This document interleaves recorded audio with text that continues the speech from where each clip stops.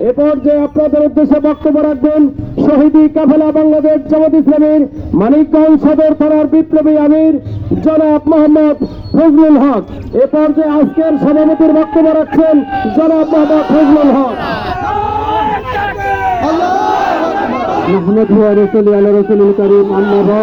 أعوذ بالله من الشيطان الرجيم بسم الله الرحمن الرحيم الذين آمنوا يقاتلون في سبيل الله والذين كفروا يقاتلون في سبيل الطاغوت صدق الله العظيم শহীদি কাফেলা বাংলাদেশ জামাত ইসলামী মানিকগঞ্জ সদর উপজেলার গুরুত্বপূর্ণ একটি ইউনিয়ন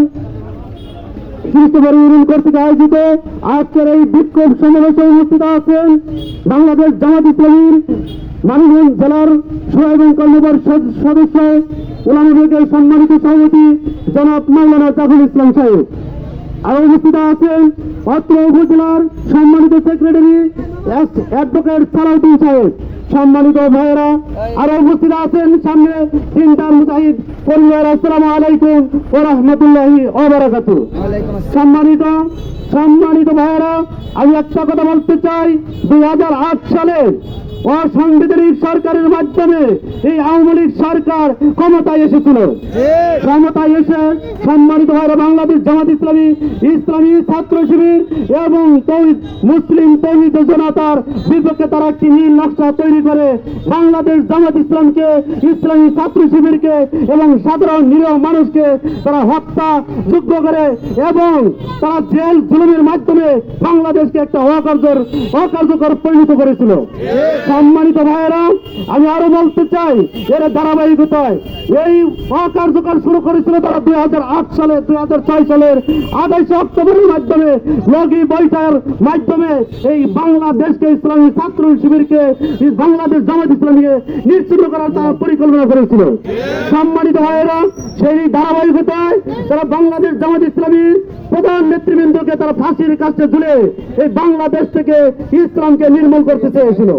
সম্মানিত ভাইয়েরা, ইসলামী ছাত্র শিবিরকেও নির্মূল করতে চেয়েছিল। সংগ্রামী সাথী ও বন্ধুগণ, আমি বলতে চাই, এই 2006 সাল থেকে 2024 সালে তারা যথেষ্ট চেষ্টা করেছে এই বাংলাদেশ থেকে যদি জামাত ইসলামকে, ইসলামী ছাত্র শিবিরকে এবং তৌহিদি জনতাকে যদি নির্মূল করা যায়, তাহলে আমাদের আজীবনের ব্যবসা, আমাদের গাঁজা, ফেন্সিডিল, আমাদের হত্যা, আমাদের রাজনীতি চিরদিনই থাকবে। সম্মানিত ভাইয়েরা, কিন্তু 2024 সালের জুলাই বিপ্লবের মাধ্যমে, ছাত্র জনতার বিপ্লবের মাধ্যমে, 4ই আগস্টের বিপ্লবের মাধ্যমে, 5ই আগস্টের মাধ্যমে মহান রব এই জালিম সরকারকে এই বাংলাদেশ থেকে তাদেরকে নিশ্চিন্ন করার জন্য তাদেরকে ভারতে পাঠিয়ে দেওয়া হয়েছে। সংগ্রামী সাথী বন্ধুগণ, কিন্তু তারপরেও তার দোসররা এই বাংলাদেশে পর্যন্ত, এখনো পর্যন্ত তারা উজ্জীবিত আছে।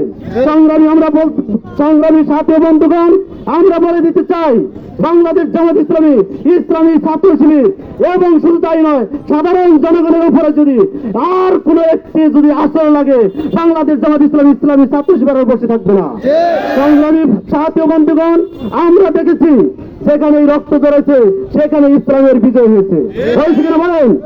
এই আতিকরা, এই কৃষ্ণবাড়ি ইউনিয়নে আমার একটি ভাইয়ের রক্ত ঝরেছে, এখানে ইসলামের গাড়িতে পরিণত হবে ইনশাআল্লাহ। সংগ্রামী সাথী বন্ধুগণ, আমরা এখান থেকেই এই বাংলাদেশের জালিম সরকারের যারা প্রেতাত্মা আছে, যারা অত্যাচার নির্যাতন করে এবং এই জালিম সরকারের দোষরদেরকে এখান থেকে আমরা নির্মূল করার মাধ্যমে এখানে আমরা এই ইউনিয়নটাকে, এই কাউন্সিলরকে আমরা কি কৃষ্ণপুর ইউনিয়নের ইউনিয়নটাকে চেয়ারম্যান এবং মেম্বার প্রতিষ্ঠা করার মাধ্যমে এবং কোরআনের আইন প্রতিষ্ঠা করার মাধ্যমে এই ইউনিয়ন থেকে আমরা জালিম সরকারের দোষরদেরকে, স্কুলের দালালদেরকে আমরা হুঁশিয়ার করে দিতে চাই। সংগ্রামী সাথী ও বন্ধুগণ, সংগ্রামী সাথী বন্ধুগণ, আমরা দীর্ঘ 15.5 বছর আমাদের মুখে ছিল তালা এবং হাতে ছিল হ্যান্ডকাপ, পায়ে ছিল আমাদের ডান্ডাবেরি। আমরা আমাদের মুখে সারাই বন্ধ ছিল। আপনারা কি আর মুখ বন্ধ করে থাকতে চান? যদি তাই না হয় তাহলে আমাদের একটি ভাইয়ের শরীর আগুন চলেছে, অত্যাচার চলেছে, হামলা চলেছে। কিছুদিন পরে আপনাদের উপর অত্যাচার চলবে। আমরা এই অত্যাচার আর সহ্য করব না। এই জন্য তাইজুল ইসলাম এবং তার ছেলে রিফাত সহ যারা এই ইউনিয়নটাকে যারা সন্ত্রাসের আশ্রয় করে গড়ে তুলেছে, আমরা তাদের তীব্র নিন্দা জানাচ্ছি এবং তাদেরকে এই ইউনিয়ন থেকে আমরা আজকের বিক্ষোভ সমাবেশ থেকে তাদেরকে আমরা চিরদিনের জন্য অবাঞ্ছিত ঘোষণা করছি। সম্মানিত ভাইরা, তারা যদি আর ময়দানে যদি আমরা দেখতে চাই তাহলে আমরা এদেরকে ধরে নিয়ে আমরা আইনের আদালতের মাধ্যমে আমরা পুলিশের কাছে আমরা সপোর্ট করবো ইনশাআল্লাহ। সংগ্রামী সাথী ও বন্ধুগণ, আপনারা অনেক কষ্ট করে এই বিক্ষোভ মিছিলকে আপনারা সুন্দরভাবে সমন্বিত করেছেন, এর জন্য আপনাদেরকে ধন্যবাদ জানাচ্ছি। সংগ্রামী সাথী ও বন্ধুগণ, আমাদের বিকালে জেলার মাধ্যমে আমরা বিশাল বিক্ষোভ মিছিলের মাধ্যমে এর প্রতিবাদ জানাবো এবং এদেরকে বিচারের আওতায় আনার জন্য আমরা চেষ্টা করবো ইনশাআল্লাহ। এর জন্য এখানে যারা সাংবাদিক বন্ধুগণ আছেন তারাও মিডিয়ার মাধ্যমে আপনারাও সচেতন হবেন এবং এই জনগণের মাধ্যমে এবং এই বিক্ষোভ সমাবেশের যারা উপস্থিত আছে এবং এই সাধারণ জনগণের পক্ষে আপনারা কলমের হাতটাকে আরো শক্তিশালী করবেন এবং এরকম ধরনের দোষরদের বিরুদ্ধে আপনারা লেখালেখি করার মাধ্যমে এরকম বাংলাদেশ থেকে তাদেরকে নির্মূল করে অবঞ্চিত করার মাধ্যমে আমরা আর তাদেরকে এই কোন ইউনিয়নে কোন দেশে আমরা তাদেরকে দেখতে চাই না। হাসিনাকে যেভাবে আমরা বাংলাদেশ থেকে বিদায় করেছি, ভারত পাঠিয়ে দিয়েছি, আমরাও এইরকম ধরনের দোষীদেরকে আমরাও শুধুমাত্র কৃষ্ণপুর থেকে নয়, আমরা সারা বাংলাদেশ থেকে আমরা তাদেরকে বিদায় করার মাধ্যমে, ইসরায়েলের দালালদেরকে বিদায় করার মাধ্যমে আমরা এই বাংলাদেশকে একটি প্রাণের রাষ্ট্র, একটি সুন্দর একটি রাষ্ট্র আমরা গঠন করতে চাই। সংগ্রামী সাথী ও বন্ধুগণ, আমরা তো ঈমান এনেছি আল্লাহর উপরে, আমরা তো শুধুমাত্র আল্লাহর সন্তুষ্টির জন্য কাজ করব।